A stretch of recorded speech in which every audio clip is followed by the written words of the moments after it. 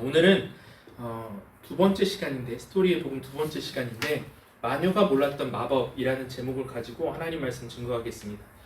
우리가 오늘은 C.S. 루이스의 나니아 연대기를 보려고 합니다. 나니아 연대기가 총 7권으로 구성이 되어 있는데요. 그 중에 가장 유명한 거고, 그리고 가장 첫 번째로 쓰여졌고, 사람들에게 제일 많이 알려진 사자와 마녀와 옷장. 여러분 한번 보신 적 있으시죠? 좀 시간이 지나긴 했지만 보신 분들이 있을 거예요. 이 작품을 통해서 우리가 알 수 있는 것은 뭐냐면, 본향에 대한 갈망이 있다. 본향에 대한 갈망이 사람들에게 있다라는 것과, 그리고 대속이 무엇인가를 아주 이 C.S. 루이스가 멋지게 담아냈습니다. 사람들의 마음속에는 스피리추얼 롱잉 이렇게 표현을 하는데, 이 세상을 살아가지만 뭔가 채워지지 않는, 내가 원래 있어야 될 그 본향에 대한 갈망이 있다. 그래서 우리 삶을 어떻게 살아가냐면, 현실을 반영하면서 살아갈 때 마법과 같이 현실이 그것을 감당해내지 못하도록, 그것을 잘 캐치하지 못하도록, 본향에 대한 갈망들을 안고 살아가지 못하도록 거는 마법들이 있다는 거예요. 그래서 오늘 그걸 살펴볼 건데, 이 마법 안에서 주님은 어떻게 우리를 치유하시고 어떤 방법으로 우리를 이끌어 가시는지 함께 나누도록 하겠습니다. 첫 번째로 볼 것은 본향에 대한 갈망입니다. 사람은 누구나 목적을 가지고 살아갑니다. 무언가를 이루고 성취하고 그 안에서 기쁨과 만족을 느끼면서 살아가요. 근데 어느 정도 내 삶이 안정되고 삶이 평온해질 때 이상하게도 전혀 다른 질문들이 우리의 삶에 찾아오기 시작합니다. 이게 뭐냐면, 이게 정말 다인가? 이게 정말 전부야? 이게 정말 내가 원했던 삶인가? 이런 질문들이 우리를 찾아온다는 거죠. 저만 그런 거 아니죠, 여러분? 혹시 이제 차를 바꾸신 분들, 혹은 휴대폰을 바꾸면 한 달 정도 간대요. 그 기쁨, 내가 이거를 가졌다라는 소유의 기쁨이 한 달 정도. 그리고 차 같은 경우에는 한 3개월 정도 간다고 합니다. 만약에 3개월 이내에 누군가 내 차를 긁고 가거나 차에 파손이 생기면 그 마음이 반대로 돌아서죠. 집 같은 경우에 한 1년에서 2년 정도 그 소유에 대한 기쁨이 있대요. 어떤 직책에 대한 거는 한 6개월 정도 간다고 합니다. 어떤 취직을 하거나 어떤 대학을 이제 해서 내가 어떤 학교를 들어가거나 하면 한 6개월 정도가 그 기쁨이 가고, 6개월이 지나면 이 평온한 일상이 지속되면서 내가 정말 여기에 있어야 될까? 라는 질문들이 들어온다는 거죠. 우리가 이런 질문들을 더 깊이 따라가다 보면 결국에는 하나의 감각에 도달하게 되는데, 그건 어떤 감각이냐면, 나는 여기에 속한 사람이 아닌 것 같다라는 그런 감각에 도달한다는 거예요. 내가 정말 원하는 삶은 따로 있는 거 아닐까? 사실 내가 이 세상에 잠깐 여행 온 것이 아닐까? 그래서 내가 진짜 있어야 될 곳을 나는 가야 돼. 그 고향이 따로 있을 거야. 이런 생각이 자꾸 든다는 거예요. 그래서 진짜 세계, 비밀한 세계, 내가 아직 가보진 못했지만 내 삶의 온전함을 이루어줄 수 있는 온전한 기쁨과 충만함이 있는 세계는 따로 있을 거야 라는 갈망에 이르게 된다는 거예요. 그러면서 오늘 성경은 그것을 뭐라 이야기하냐면 본향이라고 이야기합니다. 본향. 13절 말씀인데 같이 한번 읽어보겠습니다. 시작. 이 사람들은 다 믿음을 따라 죽었으며 약속을 받지 못하였으되 그것들을 멀리서 보고 환영하며 또 땅에서는 늙음과 나그네임을 전하였으니. 이 땅을 나그네처럼 살았다는 거예요. 왜 이 땅을 나그네로 살았냐면, 내 인생에 진짜 속해야 될 다른 본향이 있다는 거예요. 16절을 보시면 함께 읽겠습니다.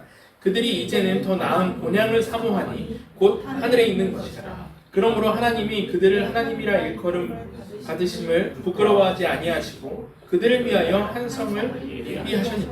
더 나은 본향을 사모한다. 영어로 보면 be longing for a better country래요. 내가 있어야 될 나라, 내가 있어야 될 고향이 따로 있다라는 거죠. 오늘 이제 저희 막내 처남이 예배를 왔는데, 저 여기 앉아 있거든요. 저희 막내 처남이 이제 군대 입대하고 지금 어떻게 돼요? 계급이 어떻게 돼요? 사모공 1병 사무봉. 처남의 본향이 어디입니까? 군대예요? 너 더 나은 본향이 어디예요? 지금 오늘 복귀하거든요. 많이 위로해 주시기 바랍니다. 첫 휴가인데 너무 3초밖에 안 걸린 것 같죠? 눈 깜빡하면 이제 들어가잖아. 눈 3번 깜빡이면 들어간다고 하잖아요. 더 나은 본향, 집이 있잖아요. 지금 집에도 만끽하다 다시 타국으로 지금 가는데 더 나은 본향이 있다. 이 더 나은 본향에 대한 갈망이 우리의 삶에 있다는 거예요. 그래서 모든 사람에게 잠재되어져 있는 이 내재적 갈망과 호기심이 뭐냐? 다른 세계에 대한 호기심, 이 호기심이 있다는 겁니다. 그걸 잘 보여주는 작품이 오늘 이제 우리가 한 주 동안 봐온 C.S. 루이스의 이 나니아 연대기, 거기에서도 마녀와 사자와 마녀와 옷장이라는 작품인 거죠. 이 표지를 보시면 제가 책도 읽고 영화도 같이 봐왔는데 이 누구죠? 아슬란이에요. 아슬란. 사자인데 예수님을 상징하는 겁니다. 원작은 책으로 출판이 됐고 2005년도에 디즈니에서 영화로 만들었어요. 스토리를 다 이제 아시겠지만 한 번 더 살펴보면 2차 세계대전 때 런던의 공습을 피해서 4명의 이제 남매, 피터, 수잔, 에드먼드, 루시라는 이 4명의 남매가 한 노 교수님의 집으로 피난을 가게 돼요. 그래서 그 교수님의 저택에서 살아가게 됩니다. 어느 날 아이들이 심심해서 숨바꼭질을 하는데 저택이니까 여러 이제 방에 이렇게 숨으려고 들어갈 거 아니에요. 그러니까 한 방을 문을 열어보니까 오래된 옷장 하나가 있었습니다.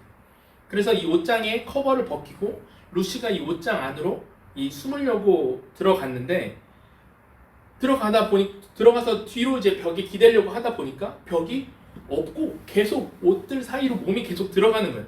옷장의 벽이 만져지지 않고 계속 들어가더라.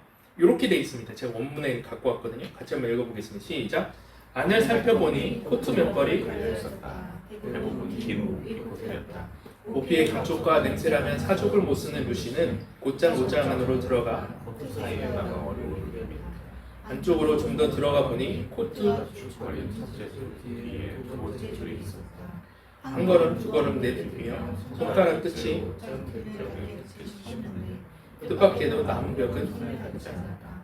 루시는 이 옷장은 엄청나게 큰 나무가 분석하면서 들어갈 자리를 마련하려고 부드러운 코트 자락을 옆으로 밀며 안쪽으로 쭉쭉 들어갔다. 잠시 후 루시는 자신이 깜깜한 밤중에 눈을 밟은 채 숲 다음 서 있다는 걸 깨달았다. 하늘에서는 눈송이가 내리고 있었다. 이 옷장이 어디랑 연결이 된 거예요? 나니아라는 세계와 연결이 되어 있던 거죠. 그래서 이 옷장을 통해 들어갔는데 눈 오는 세계가 열리더라. 이 영화랑 원작이랑 조금 차이가 있는데 영화에서는 여기가 낮이었어요. 근데 원작에서는 밤이라고 표현을 하거든요. 여러분 이런 비슷한 내용, 세계가 이어지는 어떤 미지의 문들이 있다라는 것들을 여러 작품에서 발견하시잖아요. 애니메이션이나 동화나 뭐 영화나 다른 세계로 연결되는 것, 그 옷장, 그게 뭐냐? 그 사람이 갈망하는 그 사람의 그 갈망이라는 거예요. 이 옷장의 역할이 무엇입니까? 다른 세계와 매개체, 다른 세계로 들어가는 문, 평범한 사람들, 다른 사람들은 모르는 내 흥미진진한 이야기가 펼쳐지는 세계, 나를 진짜 원하는 사람들이 있고 내가 원하는 것들이 거기 있는 내 인생 자체가 그냥 의미가 있어지는 그런 세계가 있을 것이다. 사람들은 거기에 가기를 원하고 그곳을 향하는 통로가 있을 거야. 그 갈망함이 우리의 삶에 있다는 거예요. 그래서 이걸 한 단어로 표현한 독일어 단어가 있습니다. 다른 단어에선 이런 단어가 없대요. 독일어로만 표현할 수 있는데 그게 뭐냐면 여러분 이거 혹시 독일어 할 줄 아시는 분 계세요? 이게 영어로 읽으려면 안 읽어지는데 이걸 젠주후트라고 한대요. 젠주후트. 뭐라고요? 젠주후트라고 한대요. 이게 어떤 단순한 그리움, 어떤 갈망이 아니라 이 세상에서 있는 것들로는 결코 충족되지 않고 충족되지 않는 그런 궁극적인 무엇에 대한 갈망을 젠주후트라고 합니다. 이게 사람 안에 있다는 거예요. 그러니까 영화나 애니메이션에 이런 요소들을 꼭 넣어요. 해리포터에 보면 뭐가 있죠? 킹스크로스 역에 9와 4분의 3 거기 아직도 사람들 가면 해리포터 좋아하는 사람들 사진 찍거든요. 거기 가서 호그와트로 들어가는 그 문이라 하잖아요. 그리고 지난번에 한번 이야기했었는데 요즘 젠주스트에 대한 이 갈망이 있다는 걸 잘 보여주는 애니메이션의 흐름이 있어요. 이게 뭐냐면 이 세계 전생물이에요.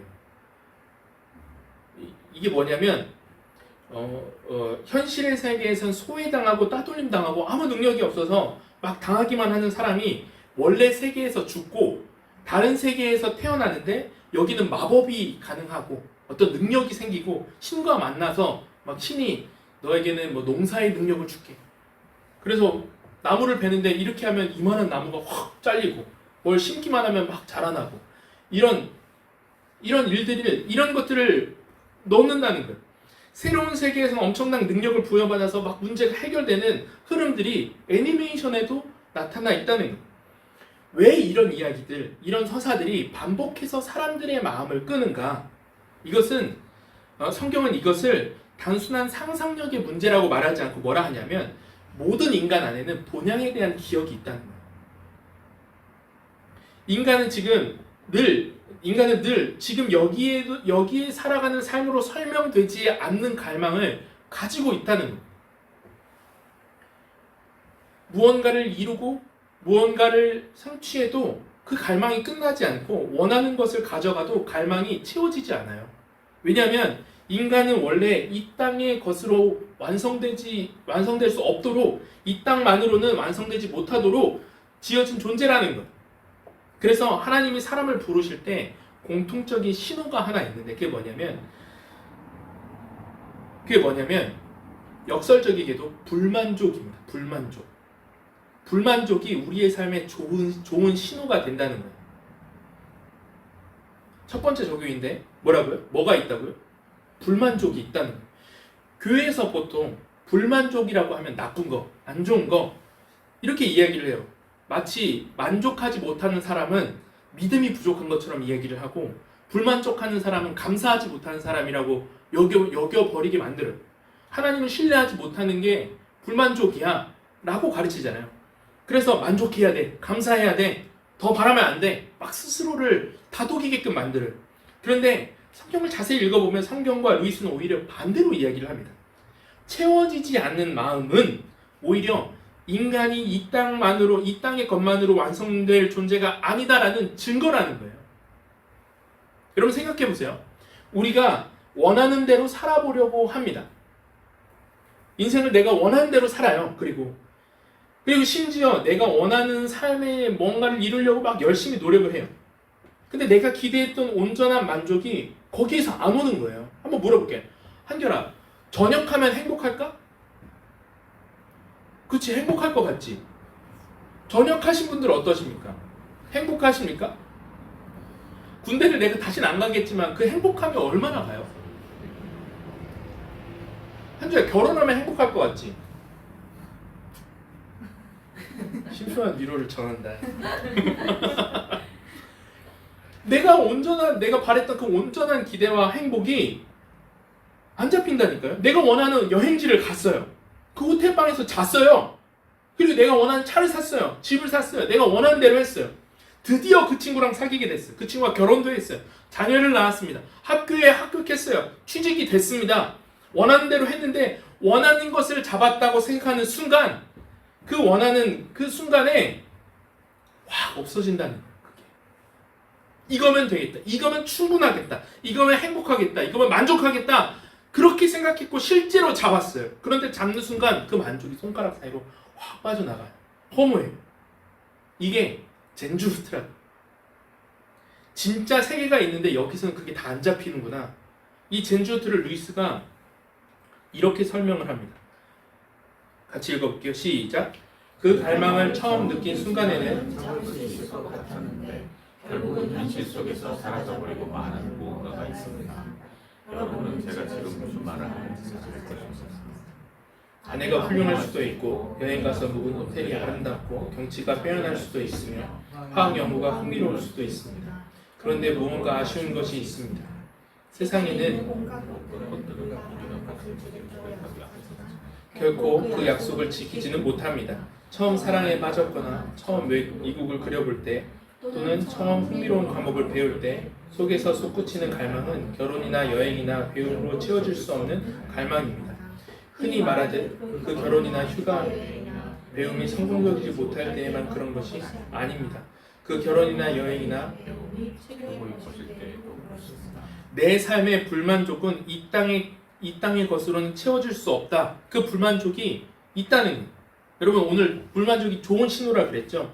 혹시 여러분들 중에 삶의 미래나 어떤 결정에 대해서 불만족을 세상적으로 채워보려고 그런 계획을 세우고 계시는 분들이 있을 거예요. 그거 오늘 다시 한번 점검해 보십시오. 한번 이렇게 얘기를 해볼게요. 취직을 한 분들에게 그 회사 별로죠. 그 회사 나올 거죠. 새로운 옷장으로 들어갈 거죠. 그 안에는 눈송이가 내리는 새로운 길들이 펼쳐질 것만 같잖아요. 이번에는 그 옷장에 들어가면, 새로운 회사에 들어가면 나를 만족시켜 줄 것만 같잖아요. 그렇지 않아요. 불만족은 좋은 신호인데 이걸 가지고 내가 불만족을 직접 해소해 보겠다? 아니라는 거예요. 오늘 성경은 그렇게 말하고 있지 않다는 거예요. 이 불만족은 실제 어떤 불만족이냐? 본향에 대한 갈망이라는 거예요. 그럼 이제 질문이 들죠. 목사님, 도대체 어떻게 하란 말입니까? 그거 어떻게 해? 나한테 그런 갈망이 있고 이게 실제가 아닌데 그럼 우리 어떻게 살라고요? 그래서 여러분 삶을 이렇게 한번 생각해 보시면 좋을 것 같아요. 다른 세계에 대한 갈망을 우리가 어떻게 바라보냐면 그 다른 세계의 갈망 자체가 다른 세계가 존재하는 증거로 보는 거예요. 뭐라고요? 다른 세계에 대한 갈망 자체를 다른 세계에 대한 존재 증거로 보는 거예요. 사람들이 왜 이렇게 살아요? 다른 세계로 가고 싶어하는 갈망이 있잖아요. 갈망이 있다는 건 그 갈망으로 채워지는 그 존재, 그 세계가 진짜 있다라는 의미다. 이렇게 바라본다는 거예요. 그래서 내가 원하는 그런 어떤 완벽한 직장, 완벽한 관계가 있는 거구나, 실제로 존재하구나 라는 것처럼 바라봐야 된다는 겁니다. 이어서 루이스 말의 말을 같이 한번 읽어볼게요. 시작. 피조물이 태어날 때부터 느끼는 욕구가 있다면 그 욕구를 채워줄 것 또한 있는 것이 당연해.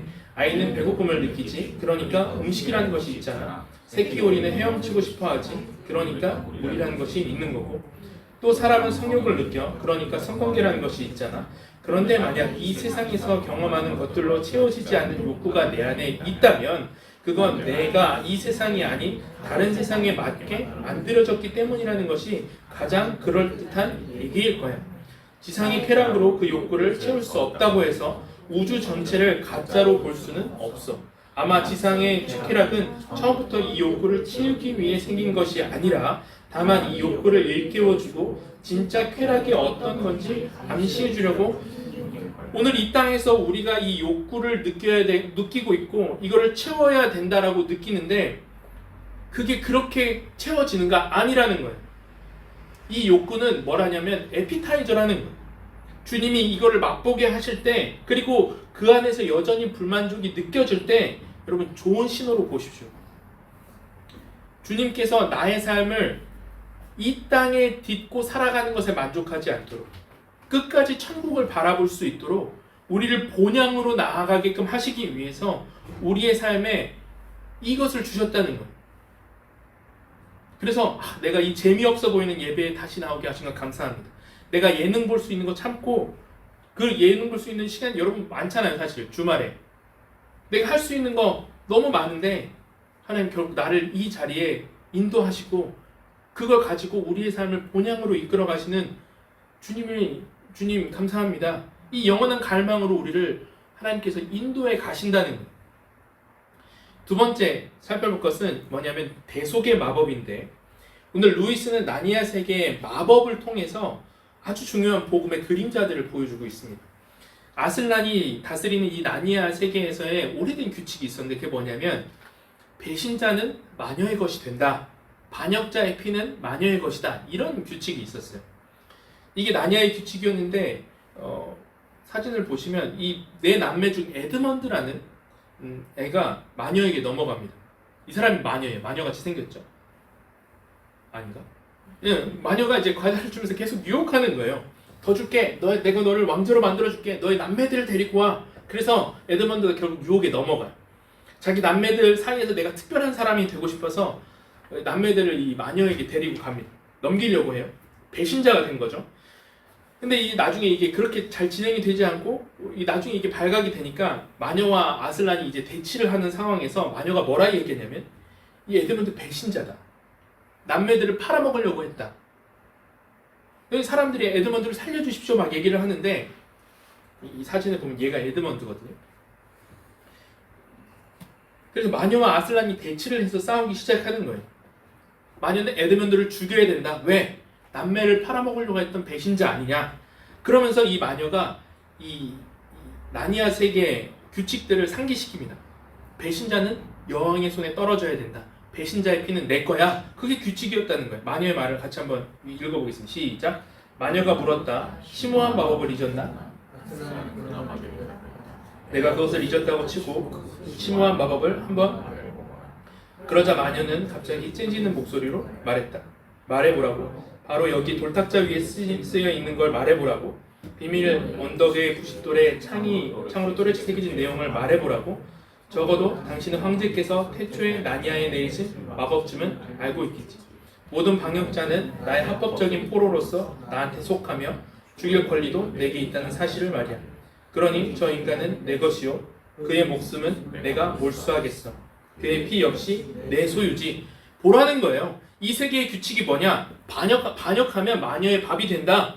이 반역자의 피는 내 거다. 이 세계의 규칙이 이게 맞지 않냐? 읽어보라는 거예요. 에드먼드가 무슨 일을 저질렀냐? 반역했다는 거죠. 그럼 누가 가져가야 되는 게 맞아? 한주야. 마녀가 가져가야 되는 게 맞다. 그래서 이 아슬란이 협상을 들어갑니다. 뭐라 이야기하냐면 제발 에드먼드를 풀어주고 내가 대신 그 벌을 받겠다. 내가 죽겠다. 그래서 아슬란이 자기 목숨을 내놓겠다. 에드먼드를 풀어줘라. 라고 낄낄대면서 뭐라 하는데 뭐라 그러냐면 그런 게 어디 있냐고. 그런 게. 사자가 죽는다고 해서 에드먼드가 살아나냐는 거예요. 너가 죽어도 어차피 에드먼드는 또 내 것이 될 거라는 거예요. 그러니까 사자가 죽은들 무슨 소용이 있어? 이렇게 물어봅니다. 여러분 우리 인생도 마찬가지죠. 내가 범죄했어요. 내가 벌을 받았어요. 근데 예수님이 죽으셨대요. 그게 나랑 무슨 상관이냐? 내가 죄를 지었으니까 내가 죽어야 되는 게 맞잖아요. 근데 2000년 전에 팔레스타인 지역에 누가 죽었대요. 그게 나랑 무슨 상관입니까? 여전히 나는 오늘도 죄책감 속에 있고 여전히 내 인생은 만족하지 못하는 내가 저지른 후회 때문에 나는 이렇게 살고 있는데 그걸 믿는다고 뭐가 달라지냐는 거죠. 이 작품이 그걸 보여주고 있습니다. 그래서 결국에 이 사자가 스스로 잡혀서 돌 탁자 위에서 털이 깎여요. 이거 따오느라 진짜 찾느라 힘들었어요.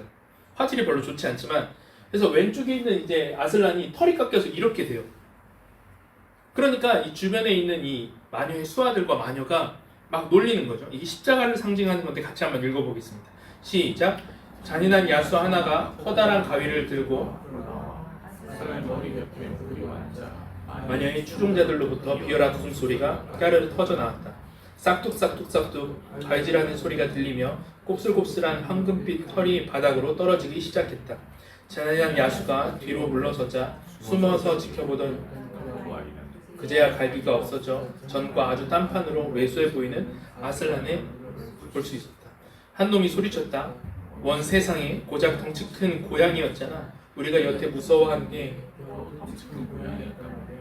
야옹아 가엾음.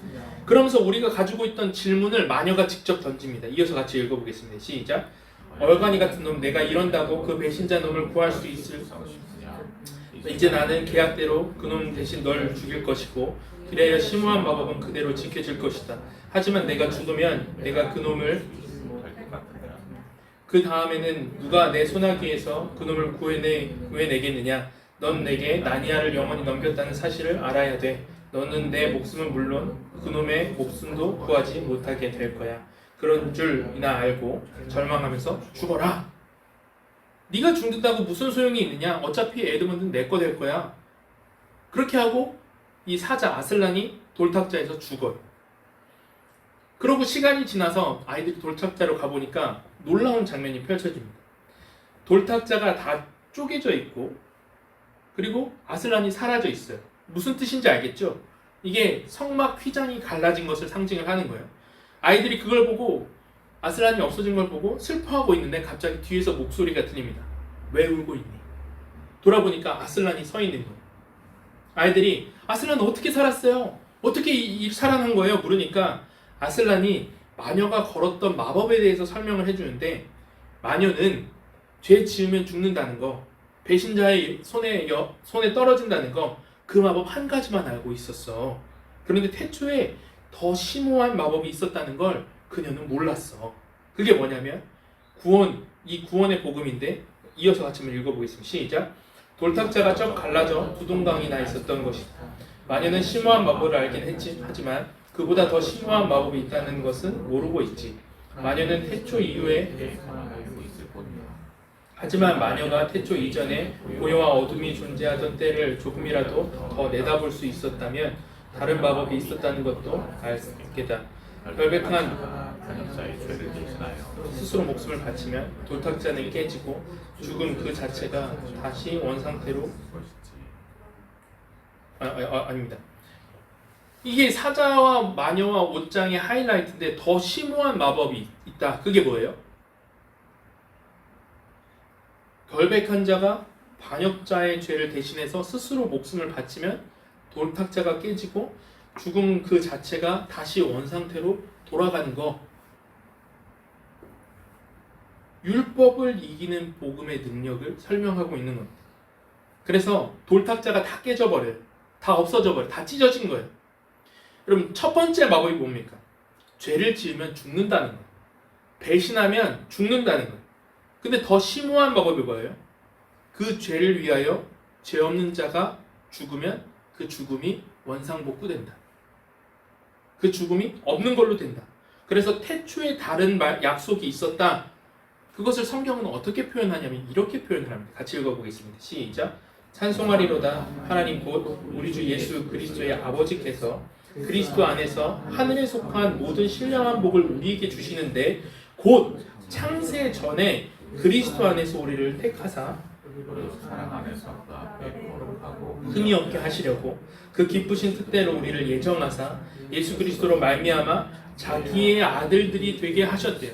아슬란을 통해서 보여주는 이 세상의 사람들이 알지 못하는 또 다른 마법, 그걸 교리적으로 뭐라 하냐면 대속이라고 합니다. 어토먼트라고 합니다.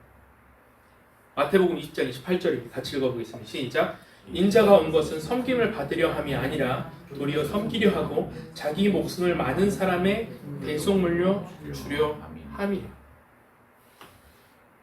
그럼 여러분, 오늘의 적용이 무엇입니까?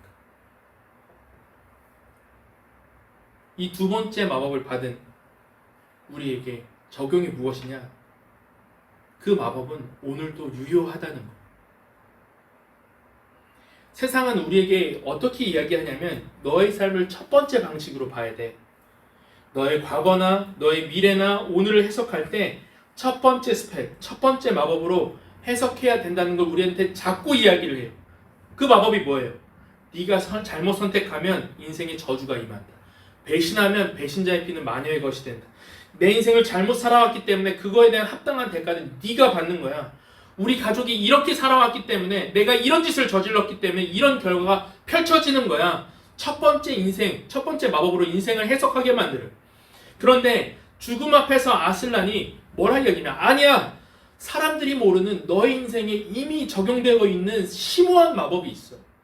그 두 번째 마법이 있음을 알고 그래서 아슬란이 죽는단 말이에요. 이 두 번째 마법의 권세가 무엇입니까? 첫 번째 마법을 무효화시키는 거. 그 돌탁자를 두 동강 내버리는 거. 그게 두 번째 마법. 대속의 권세가 가지고 있는 복음이라는 거예요. 여러분 한번 생각해 보시죠. 우리도 분명 그 순간 앞에 설 것입니다. 여러분들의 삶 안에서 첫 번째 스펠을 가지고 여러분들의 인생을 해석해 오다가 결국 그 앞에 설 거예요. 내가 죽음 앞에 섰을 때 인생이 끝나는 그 순간에 그때 느껴지는 게 뭐겠어요? 이 강력한 첫 번째 주문이지 않겠습니까? 내가 진짜 천국 갈 수 있을까? 진짜 이 생각 들어요. 제가 임종 신방들을 여러 번 갔었는데 목사한테 꼭 물어본 게 목사님 저 진짜 천국 갈 수 있을까요?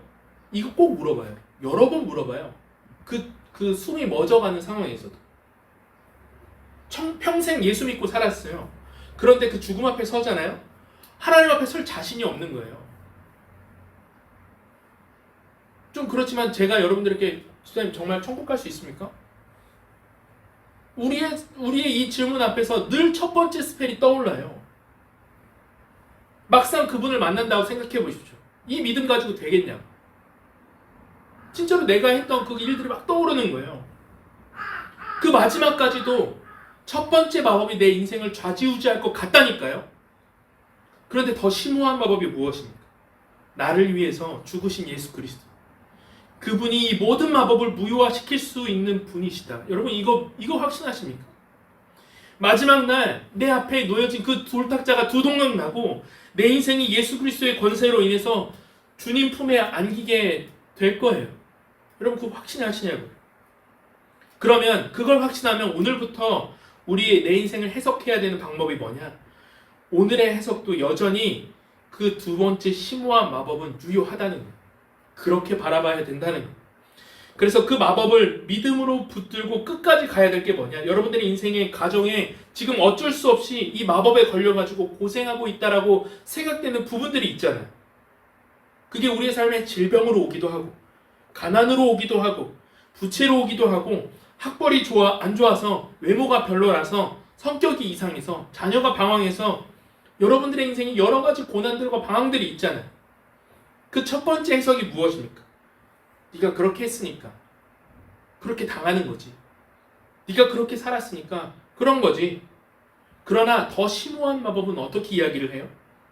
그리스도께서 이것을 대신해서 심판받으셨기 때문에 죽으셨기 때문에 이미 저주는 두동강 났고 내 인생의 이 상황을 활용하셔서 하나님께서 나타내고자 하시는 온전한 회복과 온전한 구원이 우리의 삶에 펼쳐질 것을 믿는다. 그러면 여러분 오늘 삶을 우리는 어떻게 살아가야 되겠습니까? 무시하고 질주할 수 있어야 돼요. 여러분 명심하십시오. 첫 번째 마법을 여러분들의 삶에 계속 걸려고 할 거예요. 네가 그러니까 그 모양이지. 네가 그러니까 안 되는 거야. 그러나 그 마법을 깨는 더 심오한 마법을 우리는 받았습니다. 예수의 권세가 그렇게 강해요. 여러분 속지 마십시오. 그 마법이 오늘 우리의 삶에도 여전히 유효합니다. 여러분들의 삶에 놓여있는 그 문제들 다시 바라보십시오. 세 번째, 마법의 확장입니다. 아슬란이 살아나자 나니아가 변하기 시작했어요. 어둡고 차가웠던 세계가 드디어 빛을 받기 시작하면서 빛이 비추기 시작합니다. 왜냐하면 이 첫 번째 첫 번째 마법을 잡고 있었던 돌판이 깨졌기 때문인데 그동안 그 상황까지 마녀가 어떤 일을 했냐면 사람들을 자기의 이 권속 안에 자기의 힘 안에 두려고 사람들이 말을 안 들으면 얼려버렸어요. 석상으로 만들어버렸습니다. 그래서 나니아 곳곳에 이 석상들이 많이 있었어요. 사슴도 얼어있고 다람쥐도 얼어있고 다 얼어있는데 근데 이제 그 첫 번째 스펠이 깨지고 아슬란이 이제 얘기를 하는 거죠. 이제 숲을 깨우러 가자. 그리고 아슬란과 아이들이 함께 들판을 다니기 시작합니다. 얼어붙은 이 석상이 되었던 존재들을 이제 하나씩 깨우기 시작하는 거죠. 이 아슬란과 아이들이 다니는 공간이 이렇게 넓어지면 넓어질수록 굳어있던 존재들이 다시 살아나기 시작해요. 몸을 움직이기 시작하고 얼음이 녹고 다시 웃기 시작합니다. 루이스가 여기 이 장면을 통해서 회복의 장면을 통해서 뭘 보여주고 싶은 것일까? 복음을 경험한 사람이 해야 될 일이 무엇인가를 보여주고 있는 거예요. 아이들한테 어떻게 하냐? 기쁨으로 가서 석상한테 일어나! 이제 안 얼어 있어도 돼! 이렇게 이야기를 하라고 하는 겁니다. 같이 한번 읽어볼게요. 시작! 그들은 이제 더 이상 강물과 분위기가 아니었다. 그곳은 마치 활기찬 동물원 같았다. 죽은 듯이 새하얗던 안뜰은 온통 눈부신 빛깔로 가득했다. 아슬란이 말했다. 이제 집 안으로 들어가자. 다들 서둘러라. 위층과 아래층 마녀의 방으로 가거라. 가엾은 포로가 숨어있을지도 모르니 구석구석까지 잘 살피도록 해라. 여러분 이 깨우러 다녀라. 깨워라. 다 살펴서 누군가 이 얼어있는 사람이 있으면 깨워줘라. 우리에게 이걸 어떻게 적용할 수 있을까요? 가서 전도해라? 물론 그것도 필요한 거죠. 그런데 그것보다 우리의 삶에 더 필요한 적용은 이겁니다. 뭐냐면 한번 따라해 볼까요? 첫 번째 마법의 눈으로 다시 첫 번째 마법의 눈으로 사람을 보지 말고 더 심오한 마법의 눈으로 사람을 보는 것. 그게 우리의 오늘 적용이라는 것. 이것이 복음을 경험한 사람의 사명이라는 겁니다. 우리를 옥죄고 있는 그 첫 번째 마법. 너는 이래야 가치가 있어. 너는 이래야 의미가 있는 거야. 세상의 기준이죠. 마녀는 사람들을 그것으로 얼려버렸어요. 움직이게 못하게 만들었어요. 너는 첫 번째 기준에 부합하지 못해. 얼어있어. 우리도 똑같아요. 내가 복음 안에서 자유함과 사랑받는 존재라는 것을 우리가 알지 못하면, 그 확신이 없으면 결국 다른 것으로 내 존재를 증명하려고 하거든요. 내가 가치 있는 이유는 돈이야. 내가 가치 있는 이유는 학벌이야, 외모야, 성과 때문이야. 그리고 놀라운 건 사람은 자기가 구원이라고 믿는 그 기준을 가지고 다른 사람을 봐요. 취업이 인생의 기준이라고, 인생의 구원이라고 믿는 사람은 취업 못한 사람을 정죄합니다. 얼려버려요. 돈이 구원이라고 믿는 사람은 돈 없는 사람을 무시하면서 얼려버립니다. 외모가 구원이라고 믿는 사람은 외모가 조금 이 시대의 기준과 부합하지 않는 그 사람을 외모로 얼려버려요. 그러니까 결국 우리도 석상을 만들어가는 삶을 살고 있는 거예요. 아직 부족해. 더 해야 돼. 그 정도로는 안 돼. 여러분, 주변 사람들 한번 보십시오. 얼어있는 사람이 얼마나 많습니까? 정죄에 얼어있고, 비교에 얼어있고, 실패감에 얼어있고, 사람들의 시선에 얼어있어요. 그런데 그 가운데 그리스도께서 행하신 일이 무엇인가? 로마서 8장 1절은 이렇게 이야기합니다. 함께 읽겠습니다. 시작. 그러므로 이제 그리스도 예수 안에 있는 자에게는 결코 정죄함이 없나니 이는 그리스도 예수 안에 있는 생명의 성령의 법이 죄와 사망의 법에서 해방하였습니다. 여러분, 이 구원의 은혜가 이미 우리의 삶에 임했음을 여러분 확신하십니까? 이걸 진짜 믿잖아요. 그러면 다른 사람을 바라보는 눈이 바뀌어요. 여러분, 한번 스스로에게 물어보십시오. 여러분 때문에 그 주변이 얼고 있는 거 아닙니까? 자기의 의로 믿고 있는 그 기준을 너도 빨리 지키라고. 내가 어렸을 땐 이렇게 살았는데 너도 그 기준을 지키라고. 내가 젊었을 때, 내가 대리 때는 말이야 이렇게 했는데 너는 왜 그 기준을 지키지 않냐고. 그러니까 네 인생이 그렇게 꼬이고 있는 거야. 그러니까 네 인생이 그렇게 형편없는 거야. 여러분들이 지금 주변에 보여주고 있는 그 복음이 무엇입니까? 돈의 복음, 외모의 복음, 취업의 복음, 그거 아니에요? 여러분, 그리스도께서 여러분들을 자유케 하셨다고 믿으십니까? 그러면 여러분을 만나는 사람마다 그 상태 그대로 소망을 가질 수 있어야 됩니다. 걱정하지 마. 네가 지금 취업이 됐지, 네 커리어가 꼬였다 생각하지, 네가 지금 그 상황에서 방황하는구나, 사업에 대해서 어려워하는구나. 여러분, 실제로 그 사람을 바라보고 있는 눈이 무엇입니까? 이렇게 바라봐야 됩니다. 맞아, 아무리 그런 상황이 있어도 저 사람에게 그리스도가 임하시면 저 사람은 반드시 영생을 소유할 자이고 상속할 자이고, 하나님 앞에 부름받기 전까지 이 땅의 여정을 통해서 이 사람도 부르심받고 준비되어져 가는 과정으로 하나님께서 멋지게 그 인생 사용하실 거예요. 그걸 믿는 거예요. 여러분, 여러분들이 그렇게 말하고 그 사람을 대할 때 그 사람의 얼어붙은 마법이 풀립니다. 여러분, 5월 이 가정의 달인데 여러분들에게 미션을 하나 드리겠습니다. 이번 주에 가족에게 꼭 한번 이렇게 이야기하십시오. 엄마가 진짜 멋진 인생 살았어. 지금만으로 충분해. 엄마, 이 정도까지 살아온 거 하나님 정말 기뻐하실 거야. 나 너무 고마워. 아빠 여기까지 버텨줘서 고마워. 진짜 아빠 열심히 살았어. 아빠 이제 너무 부담 갖지 않았으면 좋겠어. 아들, 딸에게도 말해주십시오. 앞으로 우리의 삶이 어떻게 될지 모르지만 여기까지 자라와주고 고마워. 지금 이 상황도 아빠 너무 감사하다. 엄마 너무 감사하다. 앞으로 하나님이 우리 삶에, 너의 삶에 어떻게 일하실지 함께 기대해보자. 저 여러분들의 삶에 마지막 남은 사명이 뭐냐? 예수 안에 있는 자에게는 결코 정죄함이 없다는 겁니다. 여러분, 이거 믿으십니까? 그럼 그 사람의 마법을 풀어주십시오. 이건 여러분들에게만 하는 게 아니라 저 자신에게도 하는 말이에요. 어떤 부분에서 우리가 열심히 살아야죠. 훈육해야죠. 가르쳐야죠. 앞으로 나아가야죠. 열심히 사는 거 맞지만 여러분, 그걸 마법으로, 마법걸 생각으로 여러분 그렇게 살지 마십시오. 복음이 훨씬 큰 것입니다. 여러분들의 인생에 그것이 아무것도 아닌 것처럼 내가 이루어낸 학위, 학벌, 그 성과, 그 모든 것이 성막을 가르신 그분의 권세 앞에서는 정말 아무것도 아니기에 정말 내가 주님 앞에 인정받은 죄인으로 이 사람 사랑하기 원하고, 내 자녀 품기를 원하고, 이 사람의 어려움을 내가 함께 아파하길 원하고, 이 사람이 나와 성격이 다른 거, 세상에서 무시받고 사회생활 못해서 업어버리고 있는 거 그냥 한번 쭉 들어주고 격려해주고 내가 그 사람을 세워주길 원합니다. 여러분, 우리의 삶의 행복이 그 갈망을 채워지는 것으로 가능합니까? 여러분, 아니라는 거 너무 잘 알고 있죠. 여러분, 그거면 되는 거예요. 그럼 된다고. 그게 복음이라는 겁니다.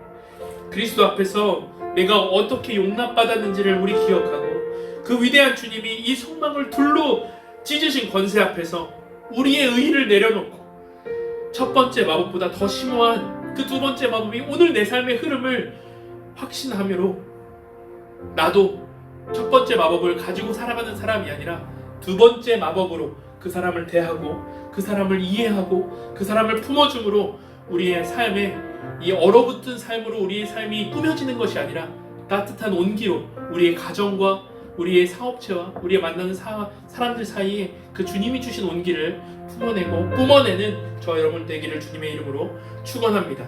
우리 함께 일어나서 미랄 찬양하고 기도하겠습니다.